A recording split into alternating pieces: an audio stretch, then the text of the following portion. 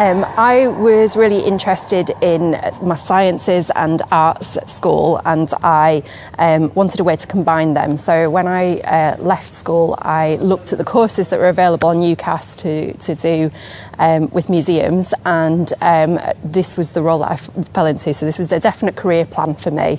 I started off doing an undergraduate in heritage management at Derby, and then heritage management and museum management at Nottingham-Trent. And then I was working at York Minster. I worked in the collections team, and then progressed through the organisation, looking after the learning team, the interpretation, the programming, so all the front-facing parts of working in a museum. And I was there for 13 years. I then did a little bit of freelance around the country for various organisations, including the Church of England, National Museum Scotland, and then finally ended up here in Crewe, where a role had just started that was to shape the heritage for the town, and that was with the town council. We found that the biggest way we could achieve that was through learning resources and through the resources that we had in the town, of which the museum here is one of them. So we have a partnership agreement between the town council and the Heritage Trust, and through that work I'm working here to build the strategic direction of the organisation.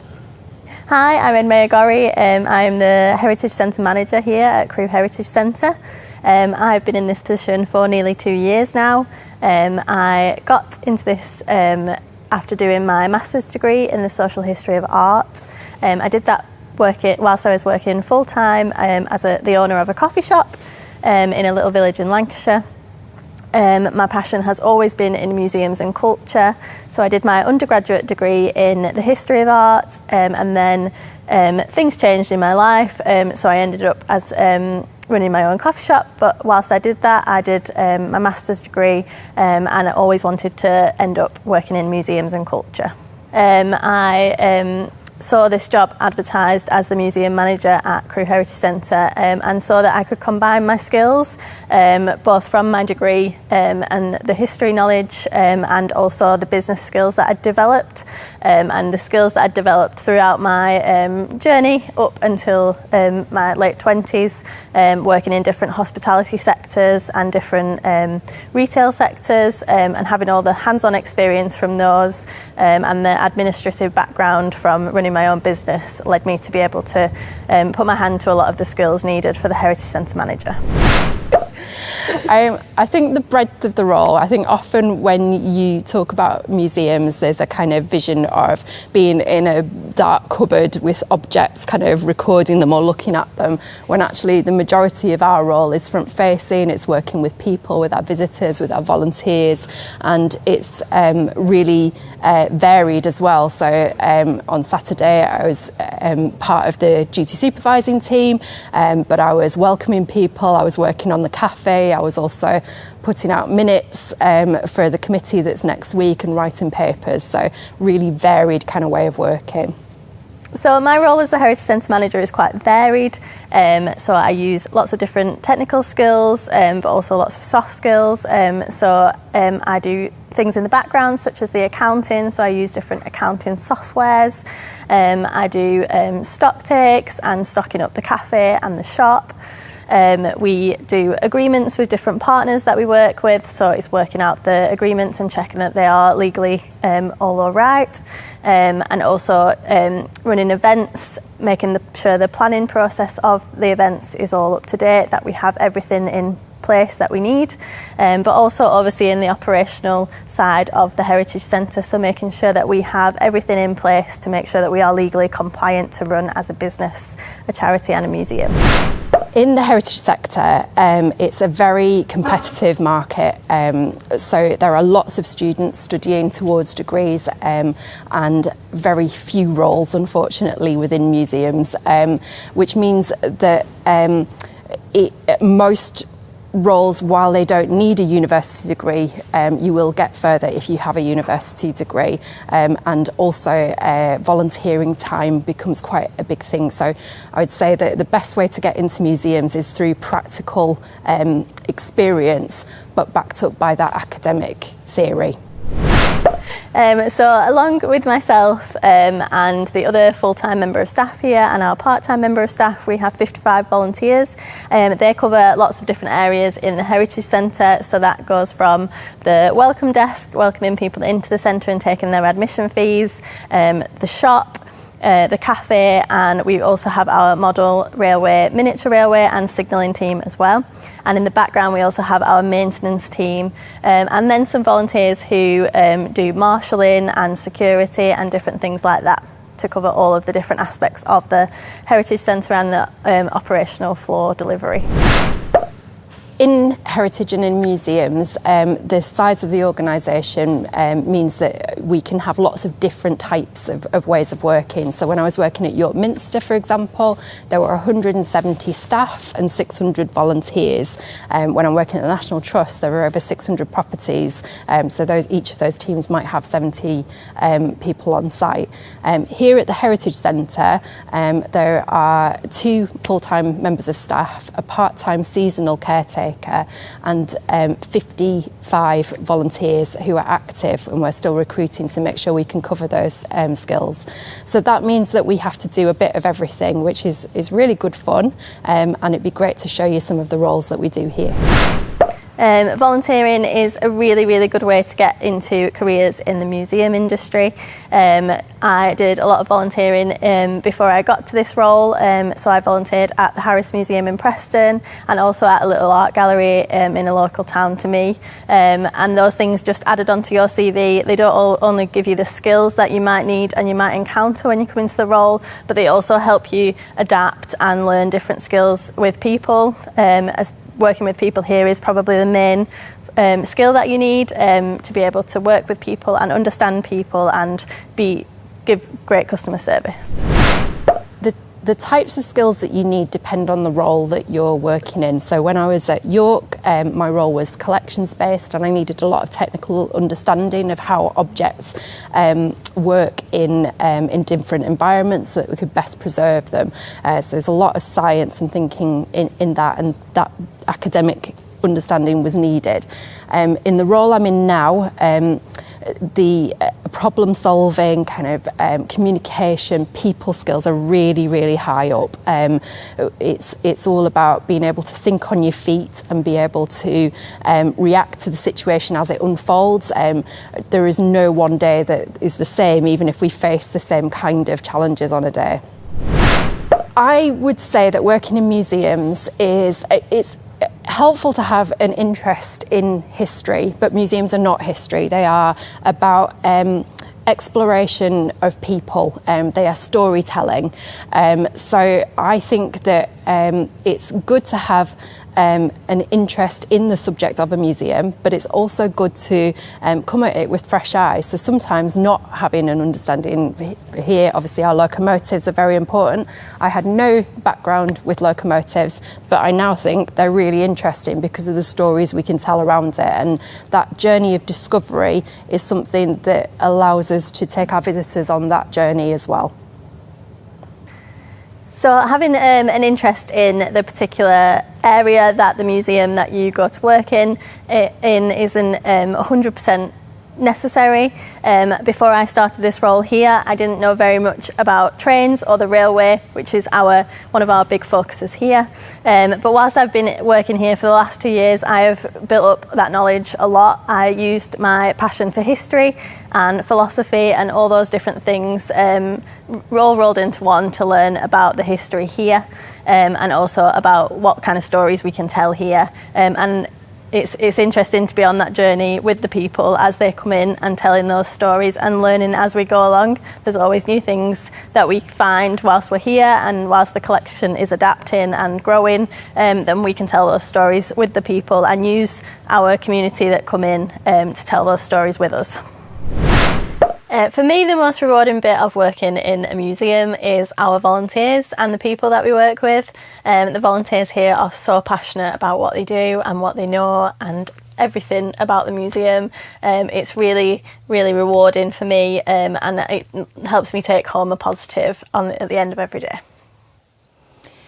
I think the most rewarding part of working in this sector is when you have the privilege of talking to people and telling their story in some kind of way. I feel really responsible for doing it justice and for making sure that these stories of people who are often living ordinary lives but have extraordinary tales to tell. I think that's really exciting to be able to kind of express that and help people see why the past matters and what we can learn from it. So some of the challenges that we face in the museum sector are obviously financial ones. It's quite tight for lots of different sectors at the minute, but also for museums, and also just culture changes. As our culture changes in society, whilst we're changing it in museums, that can also be a challenge. I think some of the challenges of the sector are around the kind of way you can get into it. I feel very strongly that it isn't necessary to have a degree, but I know that we're oversubscribed. So for a role that we currently advertised, we had 73 respondents, and therefore having that background in museums does give people an edge when you're doing those kind of things, but not everybody can afford to either volunteer first or to do an expensive university degree. So I would say that if you can spend as much time as possible in museums, you will have an edge, which helps with those challenges when you face them. Okay, so we really try to balance history with making it engaging for our audience here at the Heritage Centre. So we try to think of different ways that all of our different clientele can interact with the exhibitions and with the objects that we have on site, whether that be dressing up in the exhibition to feel like they're part of the war story that we're telling, or to being able to sit on the APT train like we are now. I believe very strongly that history is only interesting if it's relevant to today. So we're constantly trying to think about how people are taking on board information, how they interact, how they like to learn. What we find here is that people really enjoy the nostalgic element of it. So trying to think about having some time away from maybe screens and things is really important here. We're sat on the APT. We're thinking about introducing some board games. We're thinking about having some facts on the windows where you can see the West Coast Main Line on the other side, just so you can do some I Spy or some spotting and things, but just helping people connect with making memories on our site. So my advice starting out in the sector would be to explore different museums, go in and talk to people in different museums to learn about what job offers and what opportunities there are in the sector. From my personal experience, I didn't know that a lot of the careers and jobs existed within the sector until I started working within that sector and networking with other people who work in the sector too. I think I would say that if you are interested in history, this may be a career for you, but there are so many more other ways of coming into museums and so many different skills that you can bring and so many experiences. So if you're wanting to get involved, we'd love to have a conversation with you. Come down, visit and see what it's all about. So a big part of the visitor experience here at Crewe Heritage Centre and at lots of museums is the cafe. Everyone always wants a refreshment at some point along the journey in the museum. So working in the cafe at a museum can be a great way to use your transferable skills that you might have built up in those experiences that you've had so far in your career. So in the cafe we do things such as cash handling, customer service, stock taking, administration, and mainly a lot of forward-facing visitor experience. So you might not necessarily need to have all of the skills to go into an area in a museum such as the cafe. A lot of museums can offer that training in-house. For example, here we offer the training, so we will do the food hygiene training with you and your allergen training, and this can be skills that then you can take on to further your career, whether it be in the museum or the catering industry. It's also a great way to put a foot in the museum industry if you have the hospitality training from being younger, while maybe doing part-time jobs whilst you're studying. It can be a great step in, and you can then learn about other roles that might be available in the museum and build up those networks. If you're more interested in creativity or you have a creative brain, then interpretation might be a good fit for you in museums. This is where we do our storytelling. So taking an object and telling the story around it. So thinking about how we research that object, how we find out about its history, and how we find out the stories that are connected with it, the people who might have used it, what it might have meant to those people, and then thinking about how we communicate that to visitors. There's lots of ways to do that. It might be in written form, like our banners. It could be through film. It could be through talks in situ. We have our museum guides who walk around our exhibition and interact with visitors, but all of them help to tell the many different stories of the Heritage Centre. At Crewe Heritage Centre, it really matters to us that we have relevance to our community. Without that, we're just a big building with a lot of old objects in it. So we like to work with our community, and this is a good example of that, working with Ruskin Road High School. We worked on the exhibition, they provided some content, and we've been able to display it. We also get involved in community activities, including Remembrance and Crazy Races. So Crazy Races is one of the many events that we have taken part in for community engagement and fundraising. Our team built this intercity 12.5 Crazy Races cart based on our Intercity 125, which is outside at our museum at the minute, and a lot of the customers that came to view it thought it was really good and really fun that we decided to do a little take on it because it was a small version, but a lot of the roles in the museum have a lot of fun and a lot of laughter involved in them.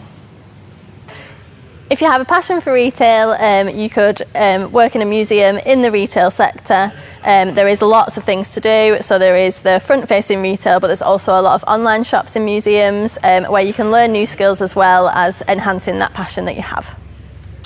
So if you think of a museum, this is possibly more what you would think about. Lots of objects on shelves, all trying to tell a story. In this room, we do all of our recording of objects so that we know what we've got on site and what else we might want to collect. We also look after our objects. We have to take condition readings to check the temperature, the humidity, the light conditions, and just make sure that these objects are as best cared for as they can be.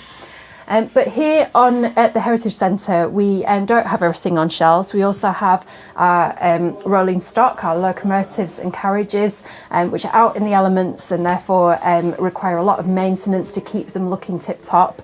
And we also have objects that are in use. So, for example, our miniature railway, all of the objects, so Jenny, our steam engine, Norcliffe and Vulcan, and the Class 66 are all running every weekend to help with the visitor experience, but they're also part of our collection, so we have a responsibility to look after them.